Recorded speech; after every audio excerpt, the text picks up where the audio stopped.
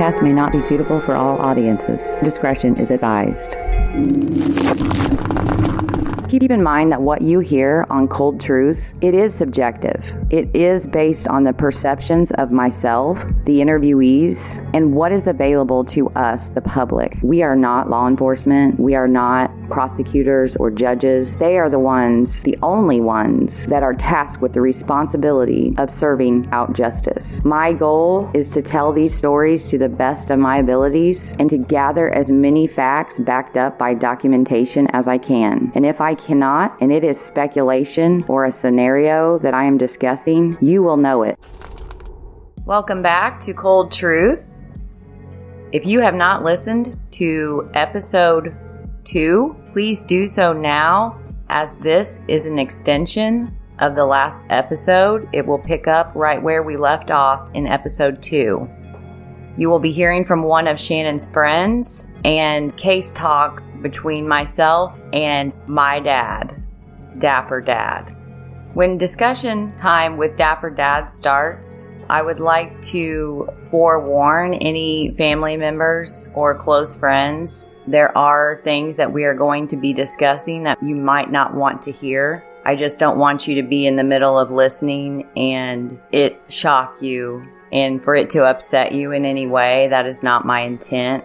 We will just simply be discussing the ins and outs of the case. So let's get started.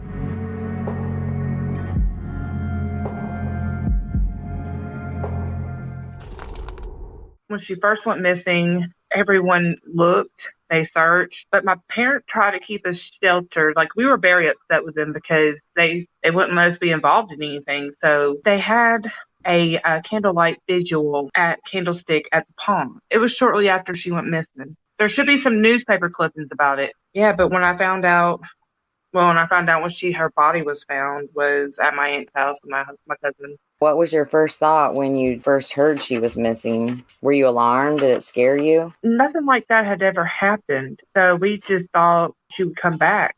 You know, maybe she went to the store with somebody, or they didn't know where she was and she'd come back, and she never did.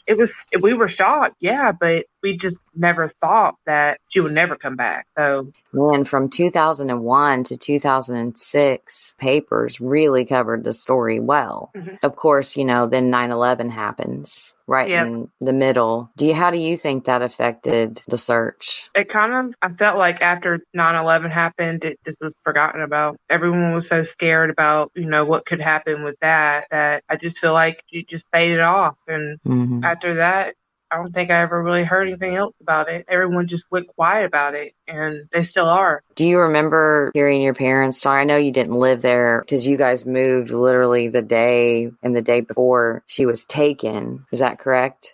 Mm-hmm. Was there even a thought that she had been taken by a stranger? Do you remember the girls or boys, whoever came up with the sketch? Do you remember anything about that? I'm not sure who came up with the sketch, but when it did happen, our parents sat us down and they did ask, who do you think did it? And we automatically said the root beer man. Something about the root beer man that we didn't feel right about. But then there was talk among the adults, and children eavesdropped and listened. And that's when another name come about. And then that's when our thoughts changed. It could either be this person or this person. It was the root beer man and Todd Foster. And Shannon was no stranger to no one. But with that trailer park, everyone knew everyone. And if there was someone that it would be alarming. Someone would see it. Someone would have seen it. That was such a close-knitted community. Phone calls would have been made. Hey, there's this white truck coming down the road. I've never seen it before. You and your sister and Shannon, when you wandered a little too far and ended up at a softball game. Yeah. Well, they sent you back home, but they also let your parents know, hey, they weren't where we know they're supposed to be. That's how close everyone was. You already have past experiences from your childhood that lead you to your conclusion of no one's just going to come in there in the middle of the day and take a little girl. No. People would notice. They would notice a stranger. They would. Do you ever remember Shannon being friendly with the mailman, the FedEx guy, the UPS guy? People like that wouldn't necessarily stand out. The mail person, I believe, was a woman. I don't even think we even had an ice cream man. And there was a lot of people at home that day, and there was other people that were out and about. I mean, you guys were there in at least sometime during the morning. We know that Shannon was already not at home. So sometime after 5:30 a.m. when you guys arrived, she had already left her home. Maybe 4 different people that she visited that day, but yet nobody saw her go anywhere. Nobody saw her leave. What do you think is the most likely scenario of knowing Shannon and knowing, just who she was as a person? Like, if someone did come in, drive through in a truck and ask a question like, hey, have you seen this dog? What would be her response to something like that?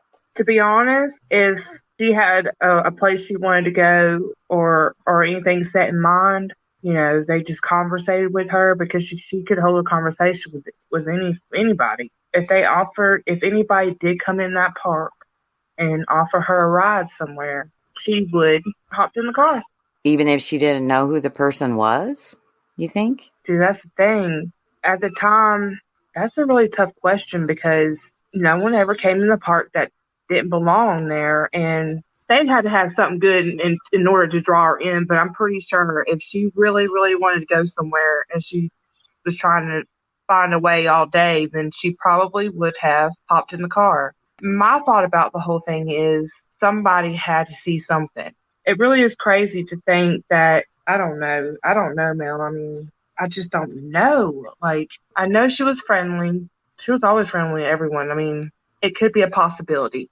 It could be a possibility is all I can say. Yeah. And that's the thing is, with a case that's unsolved, there's a lot of possibilities that we just don't know. And we try to, you have your facts that don't change, have your variables. Yeah. So inside of that variable of applying Occam's razor, which is just whatever is the most reasonable explanation. I don't think she ever left the park and no one saw anything. There were so many people home. And if someone were to leave, I mean, there's people that from all different times of the day, they're like, well, I saw this neighbor, I don't want to say names, but I saw them leave at 3:00. I saw them leave at 10. People watch.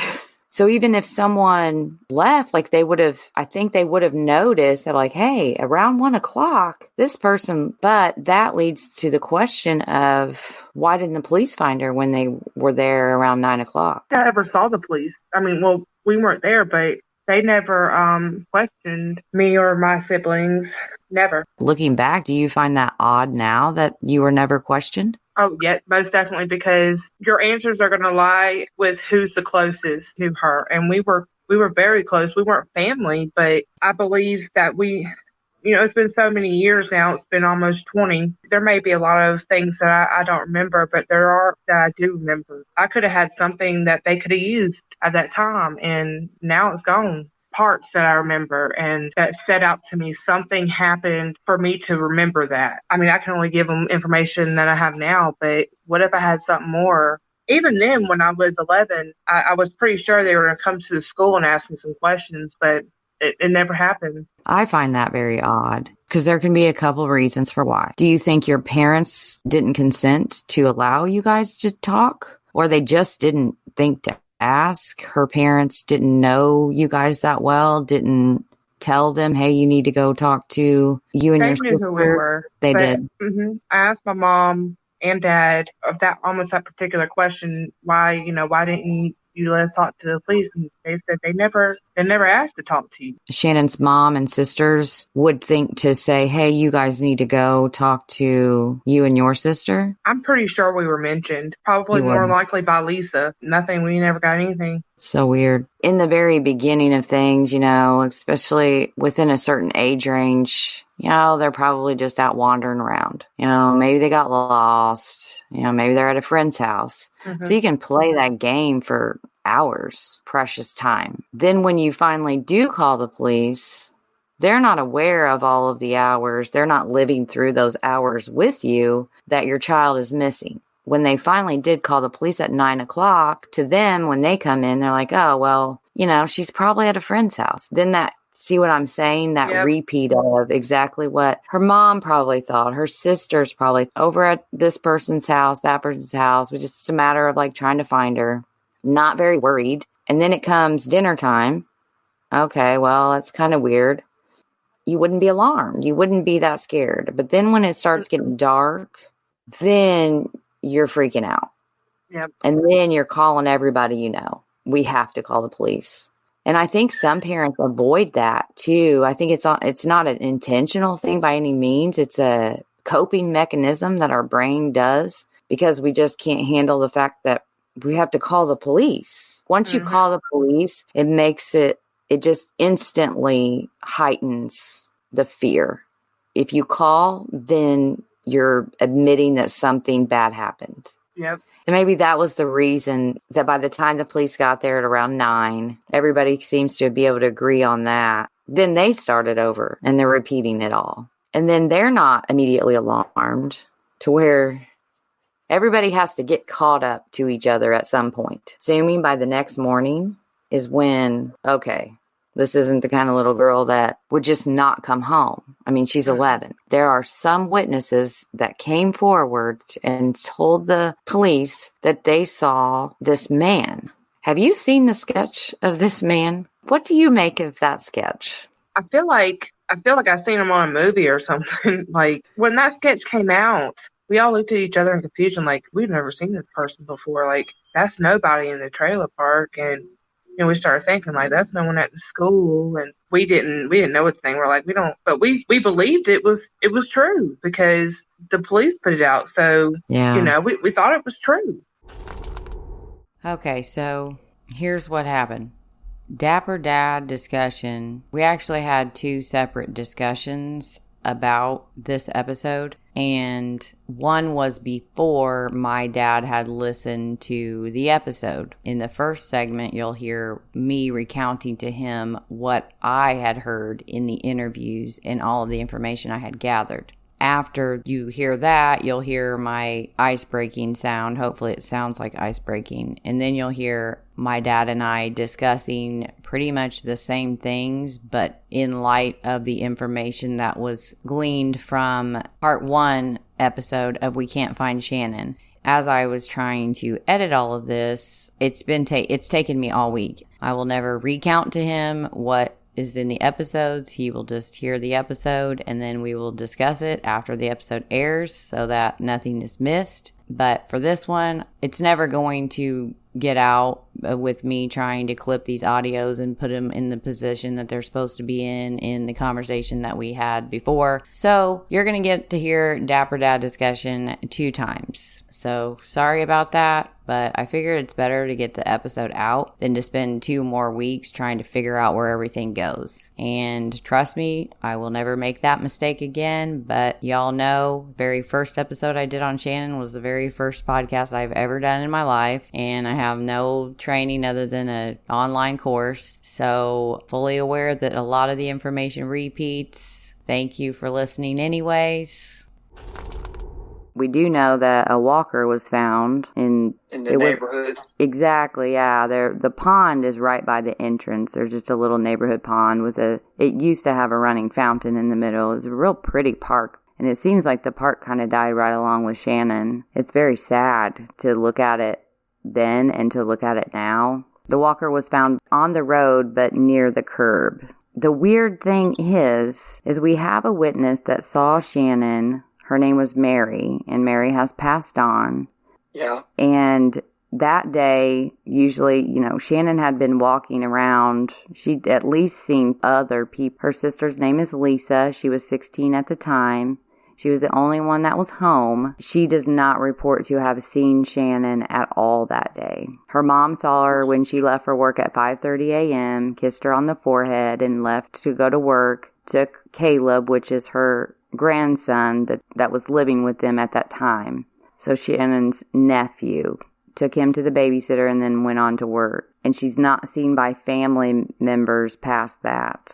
Shows up to Mary's, who lived right around the pond. Her home was on Giants, but it's literally right around the pond. And Mary was outside on her porch, but she had to get ready to go to an appointment. Her daughter was picking up for a doctor's appointment. And so she told Shannon she couldn't hang out with her that day. She had to go. So Shannon had the walker with her. Miss Mary saw Shannon walking across the street towards Expos, so headed north, with the walker, and she saw her walk up to the house that was directly across from Miss Mary's around the pond, and they were not home. So then Mary sees her walking towards her home with the walker on her head. Now, you know what a baby walker is, right?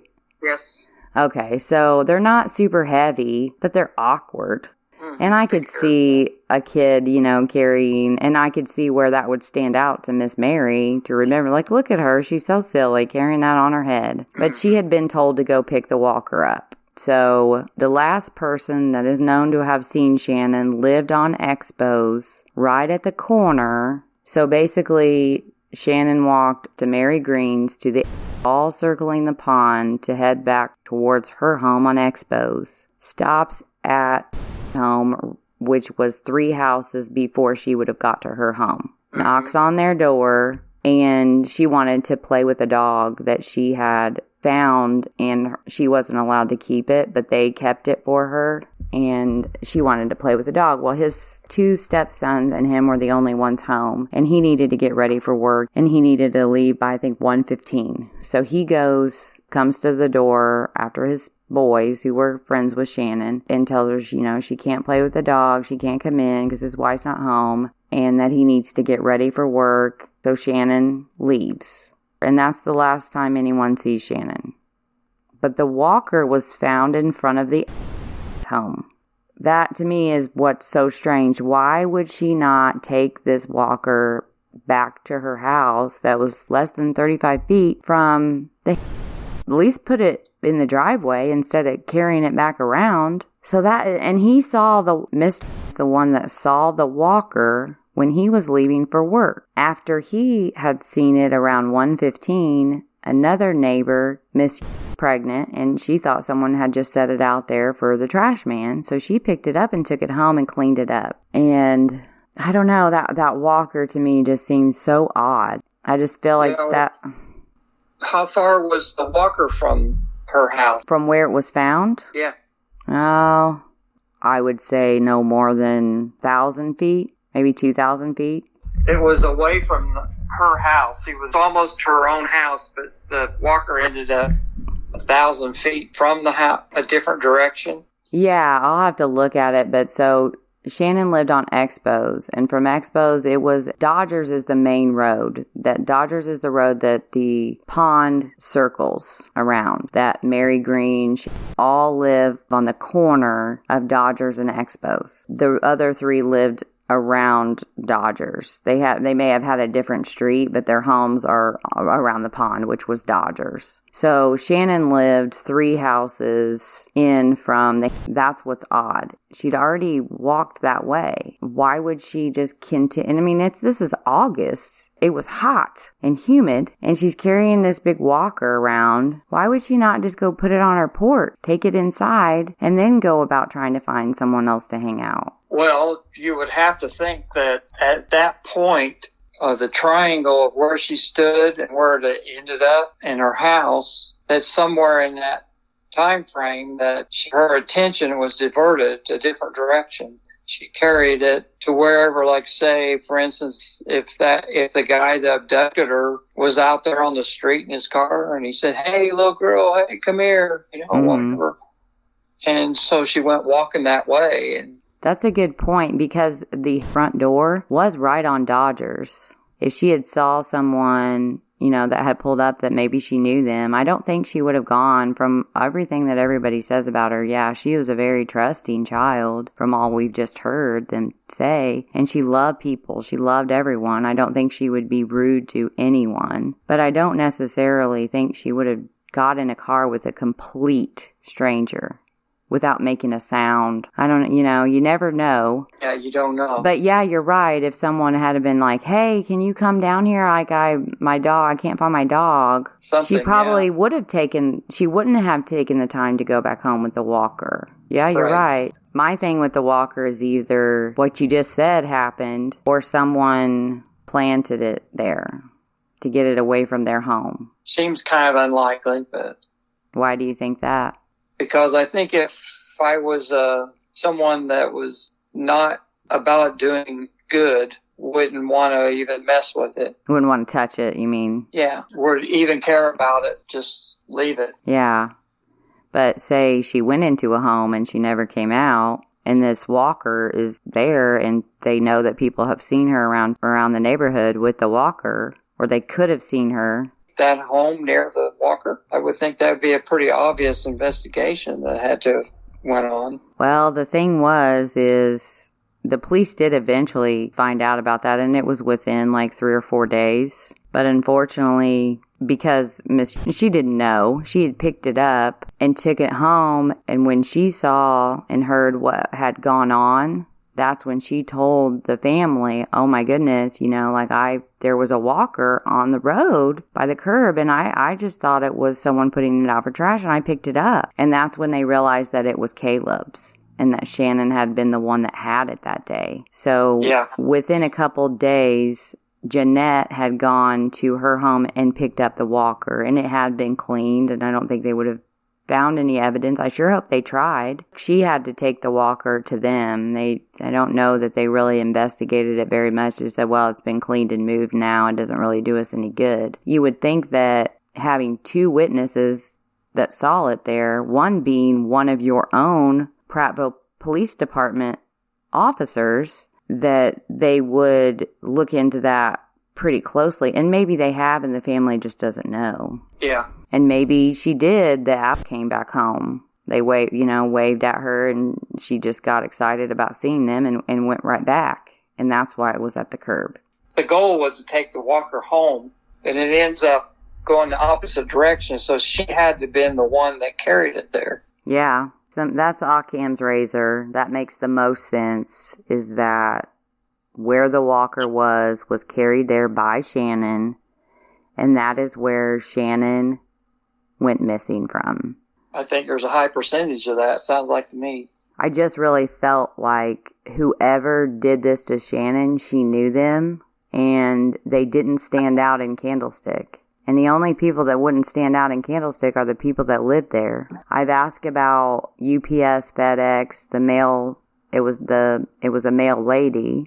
I'm sure UPS and things like that delivered, but they didn't see a lot of that, and I think they would have even noticed that. But anyone coming in there, I think, unless it just happened to have been a sliver of time that no one saw, had to have lived there, had to have had a reason to be there that did not stand out, which really limits our suspect pool quite a bit. Yeah.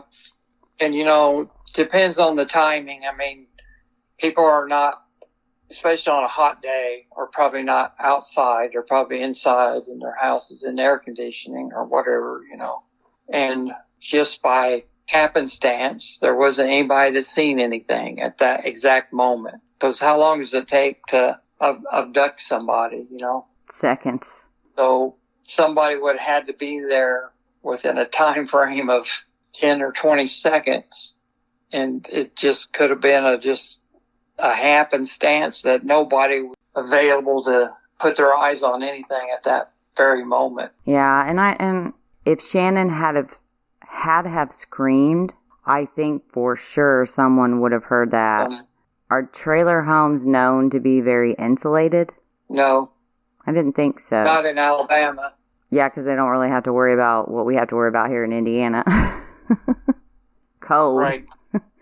Yeah. But someone would have heard if she had screamed or there had been a fight. There was no disturbance in the road other than the walker. There wasn't like screeching tire tracks down the road or gravel dispersed or any kind of sign of anything that happened. She was just there, and then she was gone.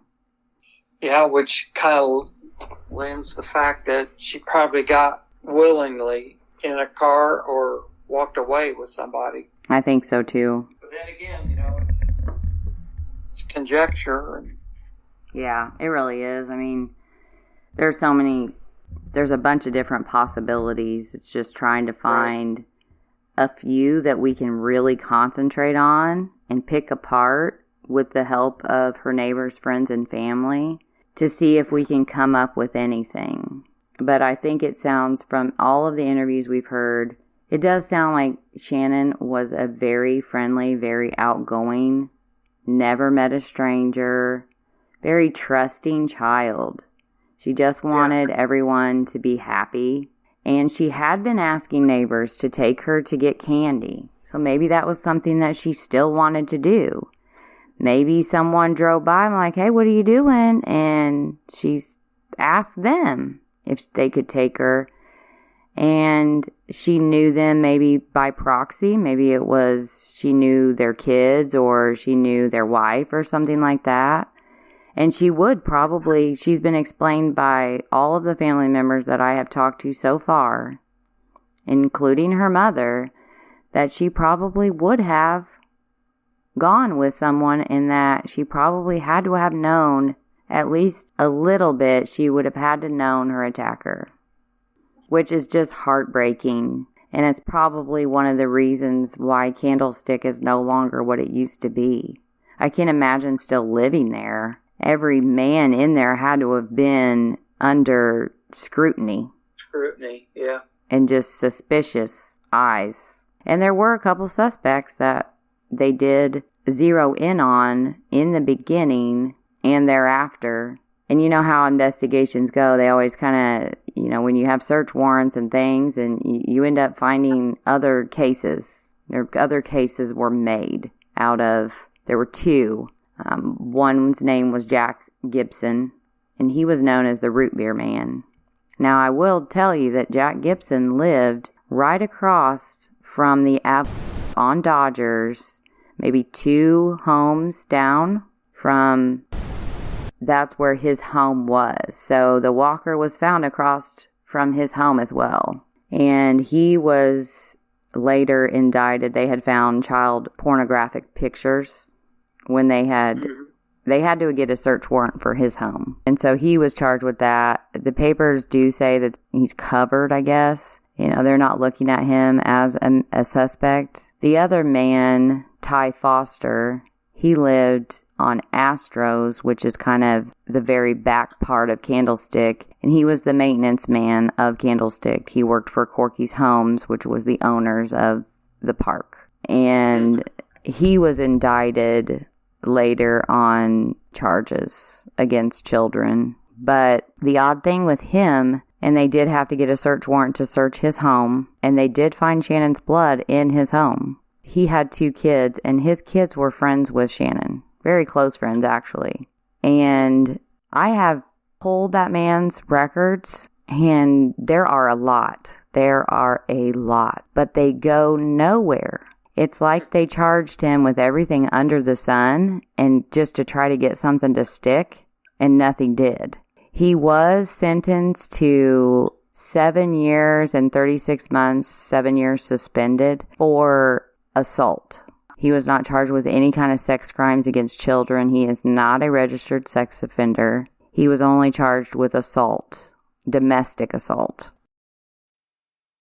And it doesn't help that her body wasn't found until 6 weeks later. Most of her body was skeletonized. I'm not sure that they had a lot to work with. I think they had physical evidence, but I'm just not sure that they had forensic type DNA lab. And this was in 2001 as well. And I am pushing major for all of the items that they have in cold case storage to be tested again and apply the forensic genealogy to those samples. I have heard from a few different sources that they were able to find mitochondrial DNA of the suspect. They have some type of a profile. So to me, and they have Jack Gibson, Ty Foster's DNA, does it not match? Well, it sounds like there's some huge questions here that need to be answered. I mean, you can't get around it. It just has to be answered if it's going to move forward. I know. In any clear direction. Yeah, and that's the thing is, back to Ty Foster, it was a nosebleed. Mm-hmm. Her family does report that she did get nosebleeds. So I would think that they would be able to tell how fresh that blood was. Yeah. Or at least be able to put like a timeline on when it could have been deposited there. And it must have made sense to them that it could have happened the way that he reported it, and the fact that she did have nosebleeds, and the fact that she played with his kids all the time. I just wonder if... Wouldn't you have to logically say that the blood in the house, it could have been direct evidence or indirect evidence, but because that she was known to be in the house on multiple occasions, makes the blood not really admissible in a trial. So maybe that's why it's so up in the air. They can't, I mean, he could have been the one that done it, but they can't prove he done it. I don't know. I just feel like crazy. He is the scapegoat. They have all these charges, and I think he was just the easiest one to target, him and Jack Gibson, because, I don't know. I mean, I can see why they were targeted, by their histories. Yeah, I mean, people are unstable in all their ways, not just one thing. Yeah. And it does tell us that whatever they did find at the crime scene when her body was found, they must have thought that it was a sexually motivated crime because they were looking into child sex offenders. And even though Ty Foster was thrown out, that was why he was thrown in the mix and listed as a suspect. The other man, McElroy, he was questioned sometime later. I have the date somewhere. And he lived in the mobile home park as well. He actually lived on the street behind Miss Mary, interestingly enough. And he was questioned. They took his DNA, and he was indicted and charged with child pornography. They say he is cleared, but they're looking at sexual predators. So I think that tells us of who they are, because they know way more than we do. They must think that this was a kidnapping, and the purpose of the kidnapping was for some kind of a sexual deviant against a child. But you never know. Like I know in other cases, that's where they have to start. They start there. And when it involves a child, you start with the family, and then the next step they do is they go to what sex offenders were living in the area. And then from there, they branch out from there. I've seen that in other cases where the perpetrators actually ended up being the girl's best friend. But they had to go through all of those first things first, and that's just how you run an investigation. And the family was questioned extensively in that beginning time. But yet, their home was not processed. That's odd to me. Yeah, that's odd. There's just a lot of odd things that they did or that they didn't do, and that they haven't done since. I think it happens a lot in lots of investigations. Seems like I've kind of noticed that. What do you mean? Cops and investigators are human beings. They drop the ball so often, it seems like. And I think that they thought that they were onto something in the very beginning while she was still missing, and zeroing in on the man depicted in that sketch in those cars. I mean, they went through 5,000 driver's licenses. 5,000.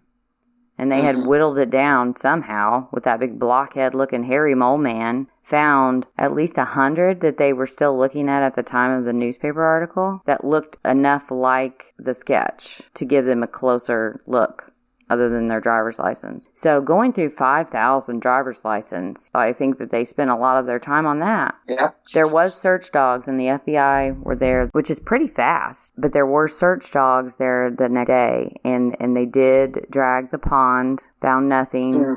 The search dog was very interested in, and I think that's what ended up leading to the search warrant for Jack Gibson's home. They wanted underneath his house. They do say that they took items from Shannon's room, like her clothing, and the dog smelled it, and then he took off, and he followed her trail all the way over to some railroad tracks that was right behind. Remember when we were talking in the beginning about her best friend's story over by that castle? Yeah. They lost her scent right there by that railroad track. It's 31 and County Road 4 is where it kind of intersects. But they had really circled Jack Gibson's trailer, and they wanted underneath it. And then they did take off, and they went on down back by the creek, and the railroad track kind of, they run parallel to each other behind Candlestick. Behind that warehouse and that castle was by the creek that they played at, and the railroad track, County Road 4 and 31. So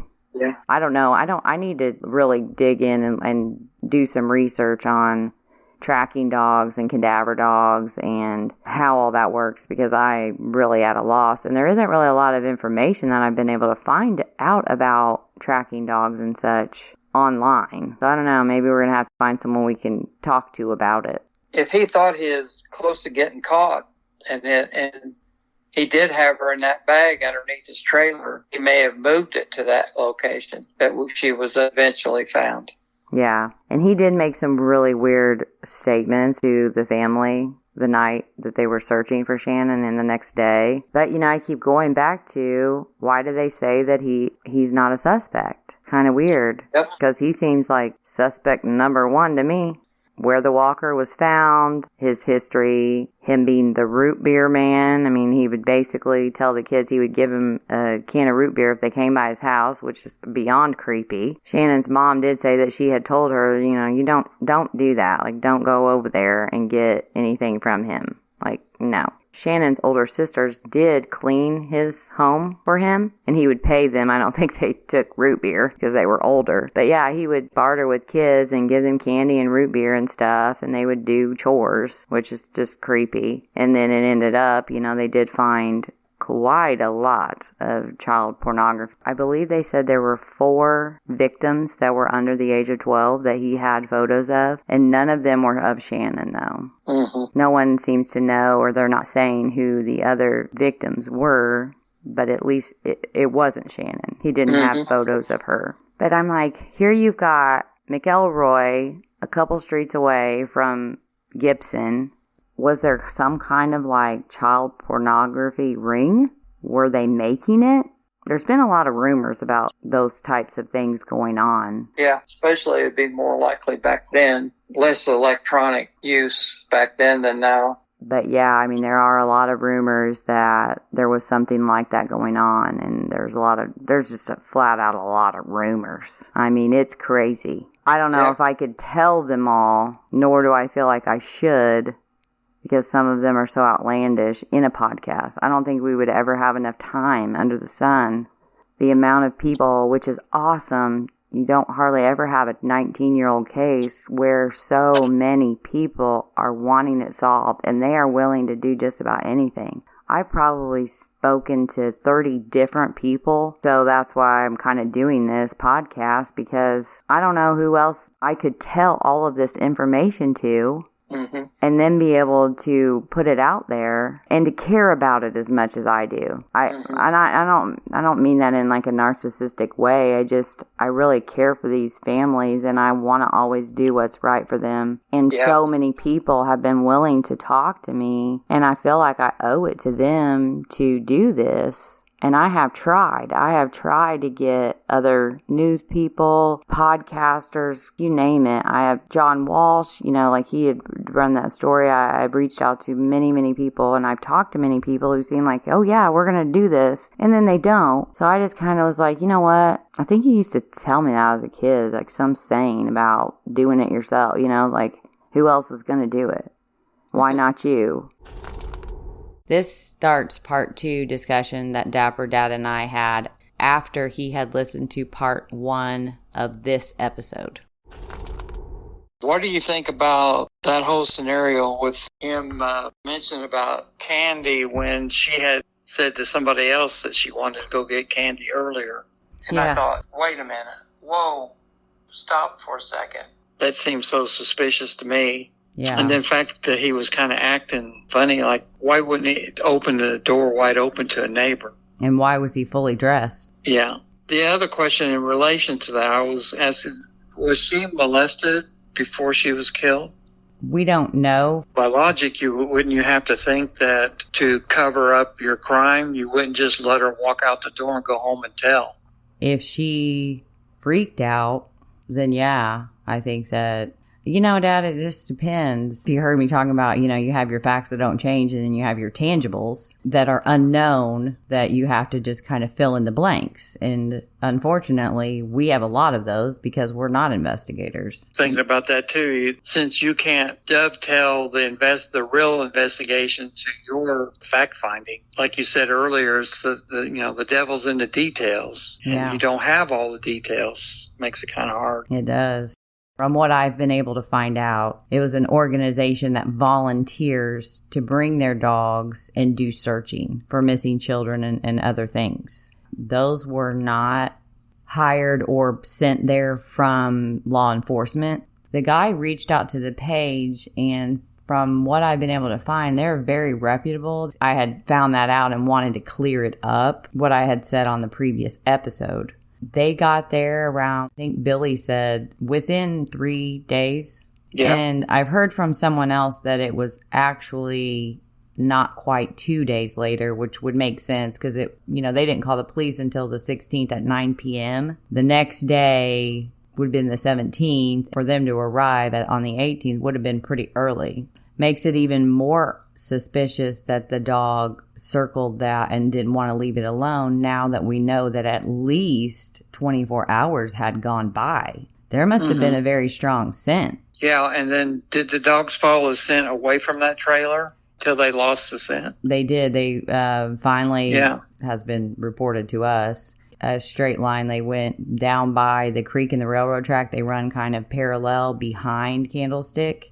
And the dogs followed the scent down the creek railroad track area all the way down to County 4. And County 4 intersects with 31 Country Road. There isn't a whole lot on it, but it lost the scent right around there where the railroad tracks, where they went over County Road 4. So right in that area. Yeah. Which is the same area that Billy and Tammy's sons were shot at. That's the same road. And it's only where they were shot at is near, they said, Carl's Country. So when I Google mapped that, I mean, it's, I think, maybe a 1 minute drive. Right. Which is just odd that here you have the dogs that tracked the scent to this. Okay. Well, then that brings me to what I popped in my mind when I was listening to the dad's testimony about out there at that State Road 4.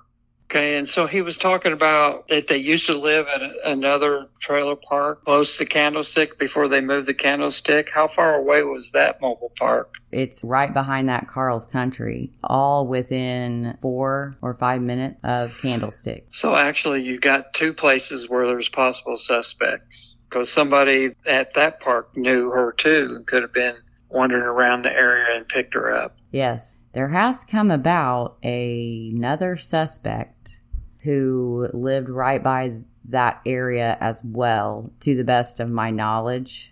He has not been named by the media in this case, but he is being looked at as a suspect in a double murder of 2 teen sisters in Dover, Tennessee.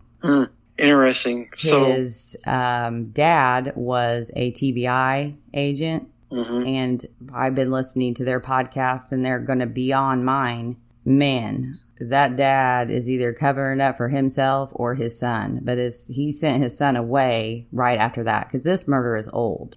Settles in Prattville, Alabama for a job. They're friends. They lived in Candlestick. But his dad died on August 16th of 2001. Interesting. Is that a trigger? Yeah, I mean, you never know. Something like that could be. Anything could be. You know what's interesting to me? There's suspects everywhere. Oh, my goodness. I mean, there's so many suspects, you can't hardly keep them straight. Oh, my Lord. You have no idea. It brings the difficulty of fishing this all out. Can understand why the police have a problem as well. I mean, mercy, they're all over the place. I know.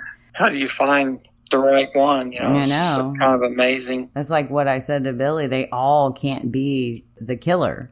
There's only one. Yeah. There's only one. I personally have received, I think, poor Detective Sergeant Tom Allen, I sent him a list of names that were tipped into me, and I think there were 14 on that one, and I've sent him an additional 2 more, and all different suspects. Oh boy. And when you hear each one, you're like, oh man, like pretty they're pretty convincing that they really could be. Feel like this killer had to have not stuck out. I've said that a million times in Candlestick. Yeah, there's always that chance that someone snuck in that short time and that Shannon didn't scream, could have tricked her to get in the car. Mm-hmm. But it just feels like the person had to have blended in there well enough that they didn't raise any suspicion. People are nosy. Right. And Shannon knew everyone. Yeah, like you said before, it's amazing that nobody saw anything. It was probably perfect timing. Yeah, if that's true. Yep. I think some people, for whatever reason, they don't want to get involved and they don't want to say what they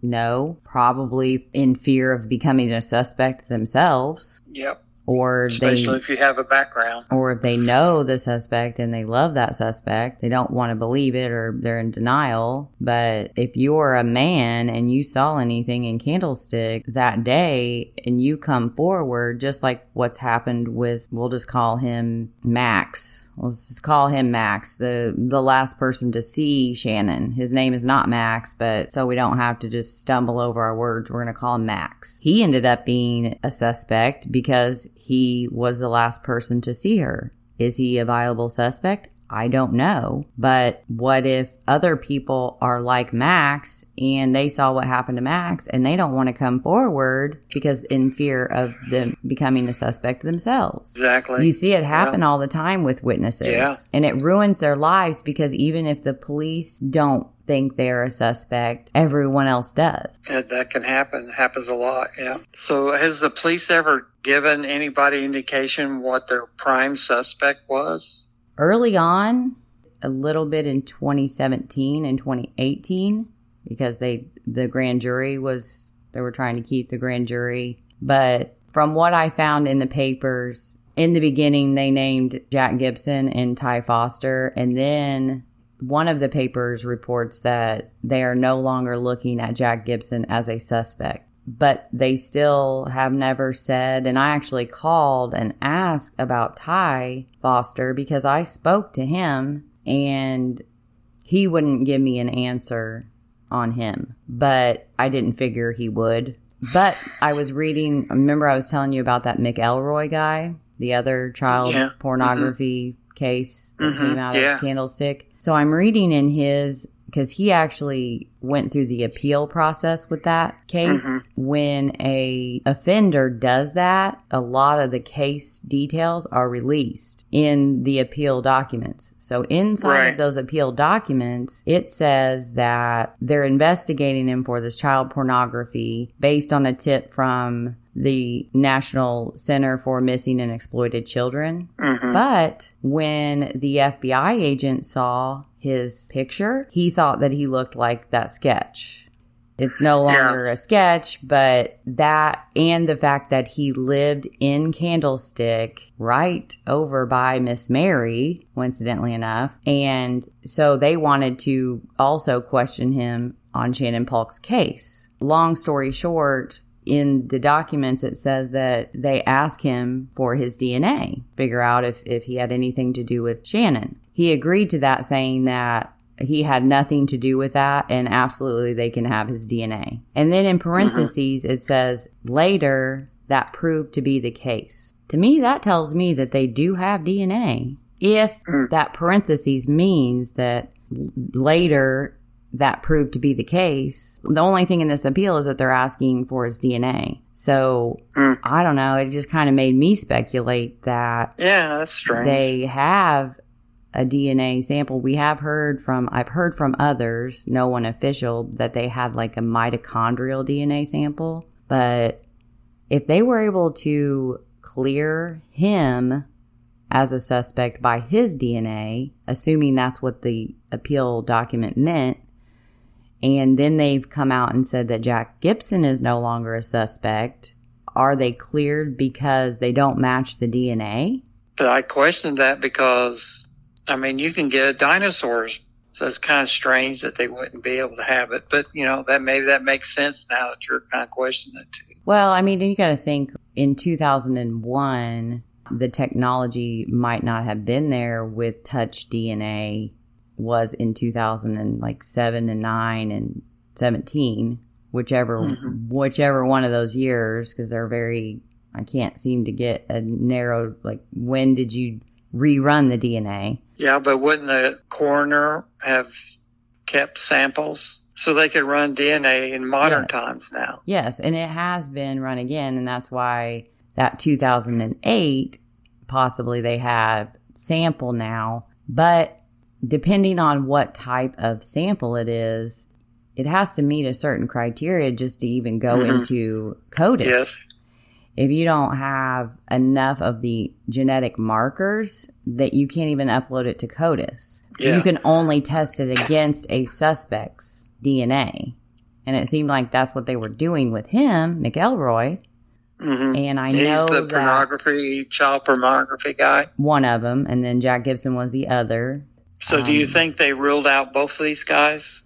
McElroy, it said, that later proved to be the case. Even if they're not talking about DNA, they don't think he's a suspect, or the appeal document wouldn't have said that. Yeah. And Jack Gibson, they did come out in the paper and say that they were no longer looking at him as a suspect in the murder of Shannon with Ty Foster. They do have his DNA, and I know that they did have Jack Gibson's DNA. And Ty Foster's the pornography? No, he was the one that they tried to charge him with everything under the book, and nothing would stick. As far as the only thing they've ever said is when a suspect comes up in another case, they'll say he's not a suspect in this. We've looked into it. It's not.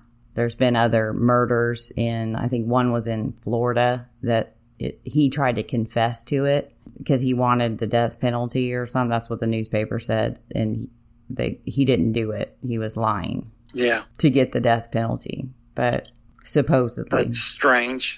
Isn't it? It's interesting about the child pornography. You can relate it to how drug addiction is. A person that's addicted to a drug keeps wanting more and more often. It just keeps graduating, and the child pornography is the same way. You get desensitized and wanting more and more until one of the things I was thinking about. It's so gross. So I always listen to this, so.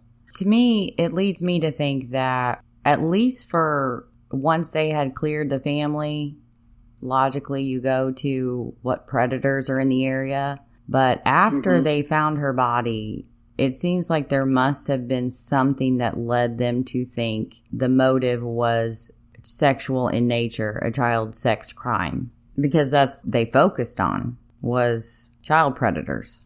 Back to with the County Road 4 and the dogs tracking the scent down to that road. And then them when they're out looking for Shannon. And it was Billy. I mean, he said that he felt the bullet whiz by his head. And he was sitting on the back of the truck, on the tailgate. Tailgate, yeah. I mean...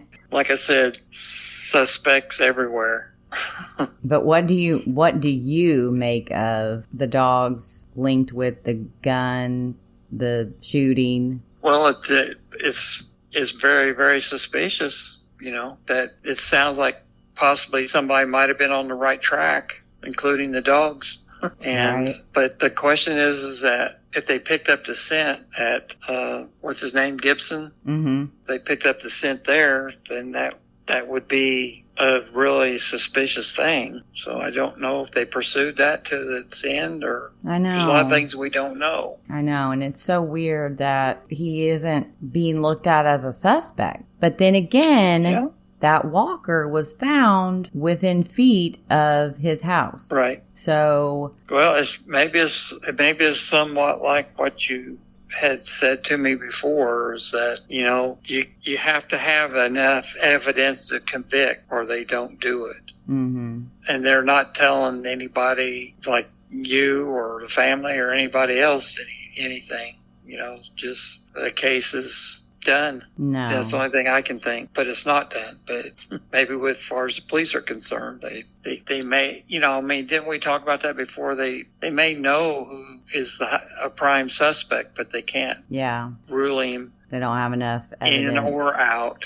Yeah. Not enough evidence to actually convict in a court of law. Yeah. And that is very possible because with DNA comes a higher responsibility for prosecutors. A jury is looking for solid DNA evidence. And if you don't have solid DNA evidence, and some are inadmissible, like you cannot use genetic, like the genealogy type. To my knowledge, I don't think it's been actually used in a courtroom to convict someone, only to find a suspect, and then their DNA is tested.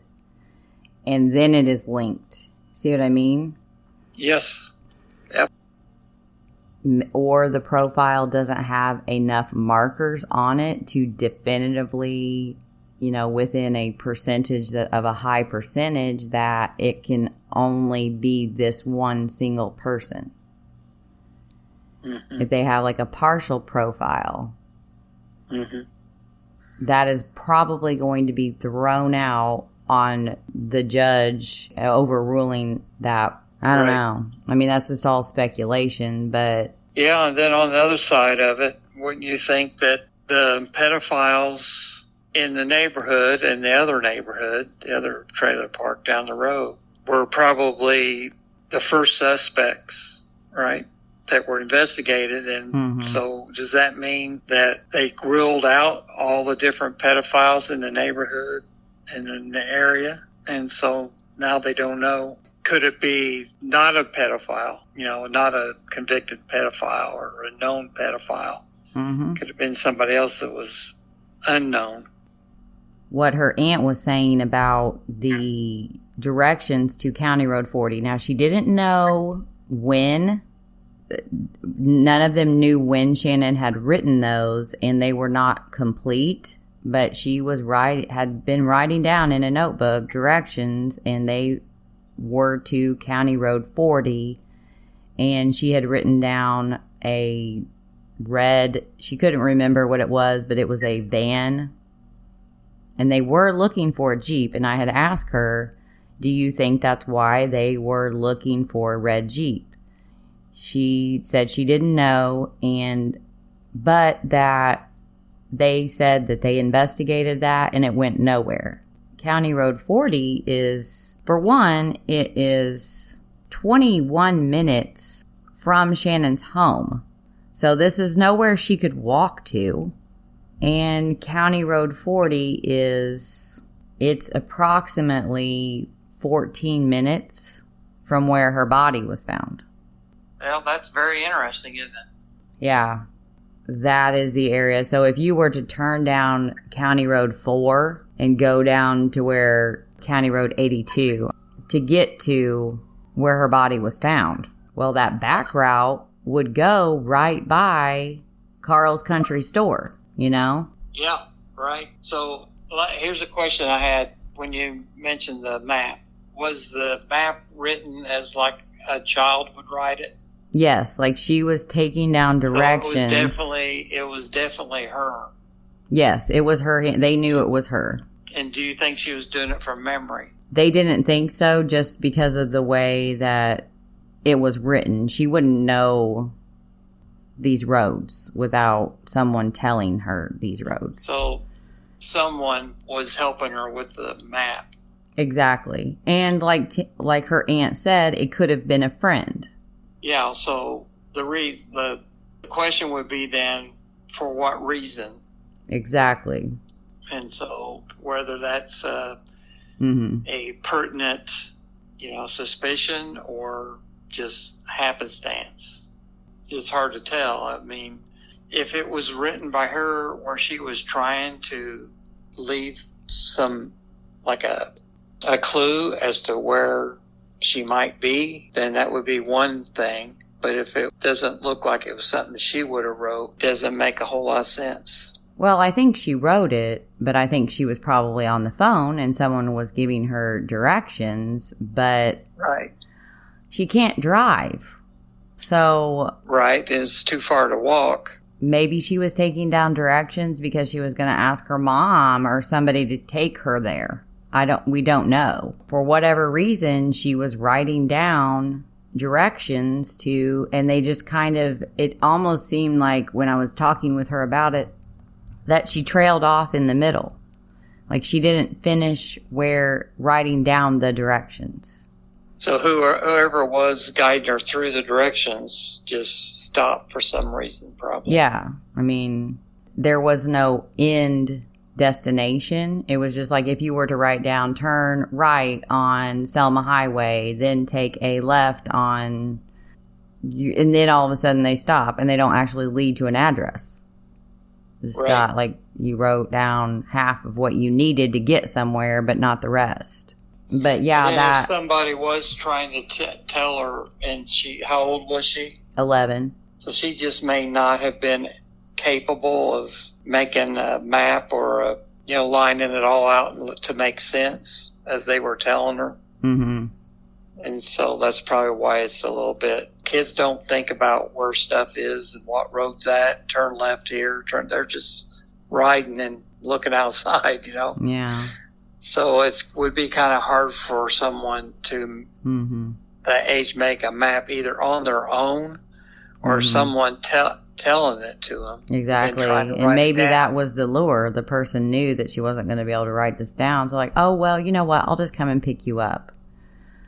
Possibly. Or if it wasn't, if that note had nothing to do with this case, it was more than likely, okay, like, let me talk to your mom. Like, I'll call one of your parents and tell them, or whoever was going to be bringing her to this place. Right. So, the note could mean something or not mean something. And all we know is that the police have told them that it led nowhere. But County Road 40, if you go down County Road 4 and you turn on Selma Highway, and then that turns into Lower Kingston, and her body was found. These roads are on the way to where her remains were found, which is just what once her body was found, that's what really stuck with her family. Well, the question is, did the police pursue that? It sounds like they should have pursued it with vigor. Yeah, and I think that's why the frustration is there. Like I told her, they're not obligated to tell you the truth or anyone else the truth. If it's going to hurt the investigation, sometimes they are required to lie. And that is within the law. They might have had to tell you that went nowhere, but they could still be investigating that. We just simply don't know because we don't know what they know. Yeah. But I do know that they are still, working this case, and that gives me a lot of hope, and they are following up, and that is amazing. That's exactly what we want. And and a lot of times just by discussing a case and talking about it and getting it back out there, it stirs something in the local people, and they start remembering and talking and spreading the word. That is the thing that breaks these cold cases wide open, is just public interest. Right. Definitely true. And you could think that maybe at some point there'd be enough interest built up in the case where maybe one of these professional cold case people might get interested in it. I hope so. I mean, I know that there's a lot of different societies that are dedicated, and they have the resources and the connections to really be able to do something. But a lot of times they are hampered by the same thing that a private investigator is hampered by, which is if they do not deem it a cold case, all of the files are not accessible. Oh yeah, which is all this time, exactly, which is really upsetting because to me, and I see it in not just Prattville, I see it in cases all across the U.S. and abroad. They will do that on purpose because they don't want that information getting out, which I understand. But I mean, after 19, 20 years, sometimes 30, and the case is going nowhere, I think that there should be a time limit on that, especially if they're not even investigating it, actively investigating it. It should be opened up to where if you have the proper license to investigate as a homicide private investigator or a cold case unit type society, why not let them have a shot at it? Yeah. Well, I guess it could be like we had talked about before. The police have closed the case. At least that's what some of the files say, whether it's true or not. But if the FBI and the police department both, they know who did it, but they can't, the prosecutor won't prosecute because it's not going to stick. It's not going to, prosecutors want to win. Yeah. They don't want to lose. Mm-hmm. So if the prosecutor won't take the case to trial, then the police, they think they have their suspect and they have the one that's guilty, but the prosecutor don't think it's enough to convict on, and so therefore they close the case and it's done. Yeah. So it would never become a cold case then unless it got forced into being one somehow. Yeah. Statistically, that does happen a lot, but you got to drag those cases back out of cold storage and retest that DNA as the advancements come along. Point where they can pull a DNA profile from hair. And I'm not talking about the hair follicle. I'm talking about the hair strand. Yeah. That's how sensitive and how far we have come. So retesting everything, say you have a shirt.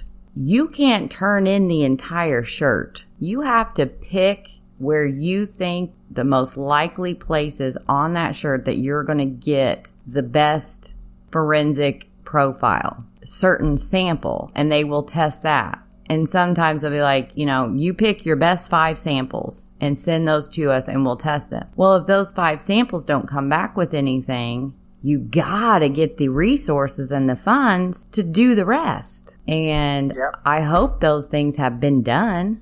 I mean, because in this case, you've got a trash bag, you've got rope, you have underwear, you have her clothing, and you also have what was recovered of her body. Right. Well, do you know they haven't done that? Retesting? I know that they have done some, yes. Since 2001, they have done some.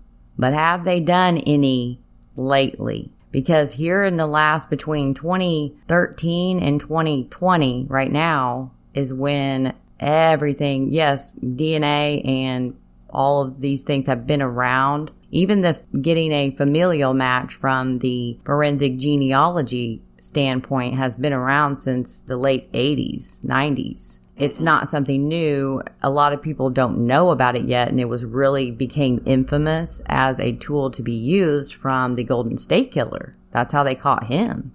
Even though it's been used way before they found the Golden State, people don't know about it. Thinking about all of those advancements, and I do know that one article, actually there were 2 articles that reported that they had spoken to, the crime lab is in Montgomery, Alabama. And they had wrote an article about what was said to them from the crime lab and the other investigating offices. And they said that they just simply didn't have the money or the funds. And Quantico, because it is such an old case, that the crime labs that they would send to were backlogged.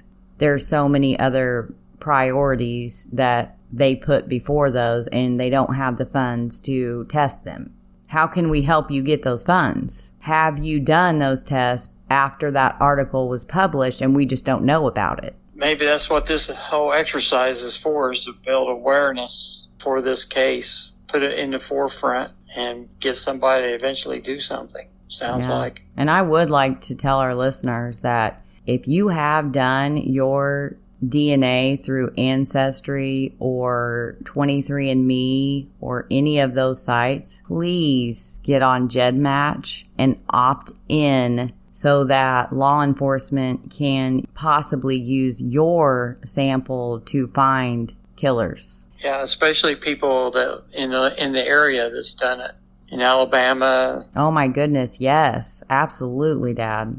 Right. And if you can, I've done the 23andMe, and it was very inexpensive, and it does help with a lot of different things, and it's very good. But laws have changed, and now GEDmatch is the one that law enforcement can use as an investigative tool. But with GEDmatch, you do have to opt in to share your DNA with them, and it's a very simple form. It would take you less than 5 minutes to fill out, but it could save so many lives, and it could catch the killer of Shannon Paulk and many, many others across the nation. The website is capital GED, lowercase MATCH, gedmatch.com. You would simply create a profile. If you have ran your DNA through other Ancestry or 23andMe, you'll know what I'm talking about. Create a account with GEDmatch, upload your raw data to GEDmatch, and then when prompted and ask if you want to opt in, you would hit yes, and then fill out the release of your genetic profile form on GEDmatch. And that way, law enforcement across the country can use your DNA. Yes, and it's amazing how little they need to know with that they can build a tree profile to reach way more than what a suspect would ever think he gets caught. Exactly. And I'm the most familiar with Cece Moore and her work with finding killers this way. And it is a lot of work. But man, when they are able, because sometimes it'll go back like your fourth cousin, twice removed, and they will be able to narrow it down to it likely came from this family member of yours. And then from there, they can locate the most likely of people and then get search warrants for those people.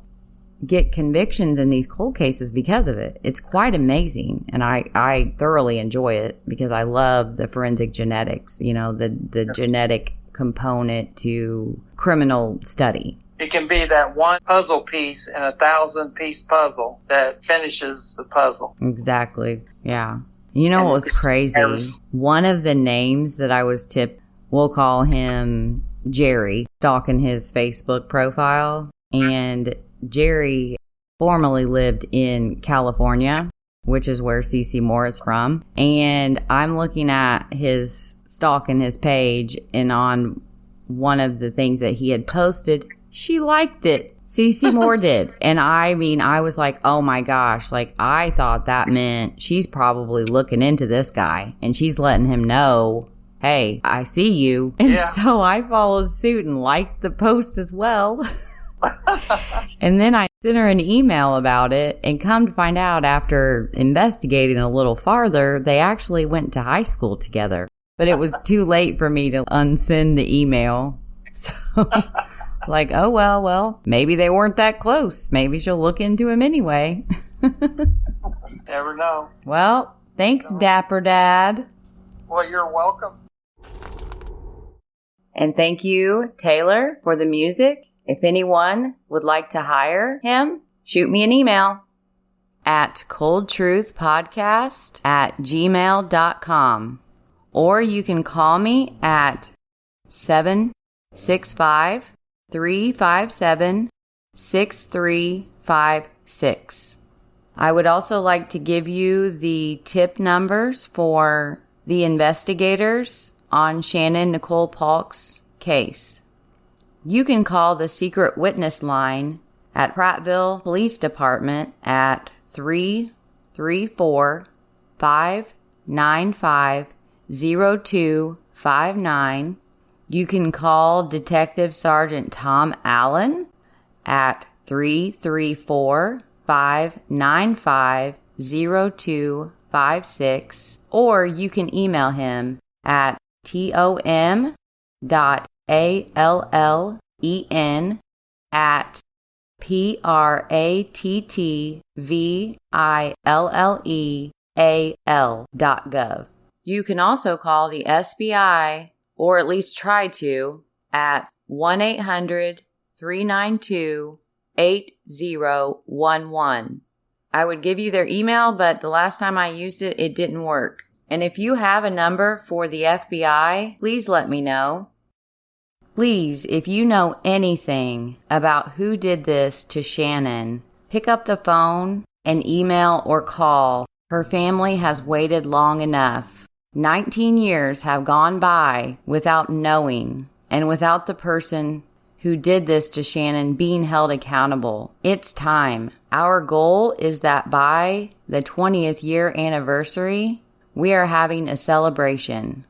I do hope that you will join us on August 16th of this year at Pratt Park, 6 p.m. for the candlelight vigil for Shannon.